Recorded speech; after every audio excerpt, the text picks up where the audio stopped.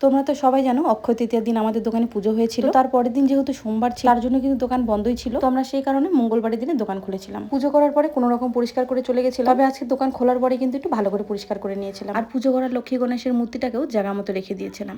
দোকান গোছাতে গোছাতে এক কাস্টমারের ফোন আসে। সে অর্ডারটা রেডি করতে করতে আরো দুজন কাস্টমার আসে। তবে তারা কিন্তু আমার ভিডিও দেখে এসেছিল। আর দুটো অর্ডারই ছিল তন্দুরি পনির। তো সেজন্য দুটো অর্ডারই কিন্তু রেডি করে নিয়েছিলাম। তো একজনকে প্যাকিং করে দিয়েছি, আর একজন তো এখনো আসেই, তাই ওনারটা একটু দেরি করে প্যাকিং করে দিয়েছিলাম। আর এরই মধ্যে আসে আরো দুজন কাস্টমার। তো তাদের অর্ডার ছিল একটা অনিয়ন পিৎজা আর একটা ছিল স্মল ভেজ পিৎজা। তো তাদের অর্ডারগুলো রেডি করে দিয়ে দিয়েছিলাম। তারপর কিছুক্ষণ বসে থাকার পর আরেকজন কাস্টমার আসে। তার অর্ডার ছিল একটা কর্ন পিৎজা আর একটা চিকেন পিৎজা। তো ওনার পিৎজাটা রেডি করতে করতে দেখলাম অনেক কাস্টমার চলে এসেছে। দোকান যখন ফাঁকা ছিল বর কিন্তু তখনই চলে আসছে। তাই দুজনে মিলে হাতে হাত লাগিয়ে পিৎজাগুলোকে রেডি করছিলাম। ফার্স্টে সেই কাস্টমারের দুটো পিৎজা দিয়ে দিয়েছি, আর তারপর দুটো বাটার পানির পিৎজার অর্ডার ছিল। সেই পিৎজা দুটোও কিন্তু বেক করে নিয়েছি। তো সেই দুটো পিৎজাও কিন্তু প্যাক করে দিয়ে দিয়েছিলাম। আর তারপরে ছিল তিনটে কর্ন পিৎজা, এক জায়গায় দুটো প্যাক ছিল আর এক জায়গায় কিন্তু একটা প্যাক হতো। ঠিক সেইভাবে অর্ডারগুলো দিয়ে দিয়েছিলাম। বড় দিকে রেডি করেছিল একটা চিকেন পিৎজা, আর ওই পিৎজাটা কিন্তু প্যাক করে দিয়েও দিয়েছিল। আর তারপরে ছিল একটা চিজ কর্ন পিৎজার অর্ডার আর একটা চিকেন পিৎজার অর্ডার। চিকেন পিৎজাটা কিন্তু পার্সেল যাবে, পার্সেল করে দিয়েও দিয়েছে। আর তারপরে ছিল একটা পনির পিৎজা আর একটা কর্ন পিৎজা, সেটা কিন্তু ওরা এখানেই খাবে।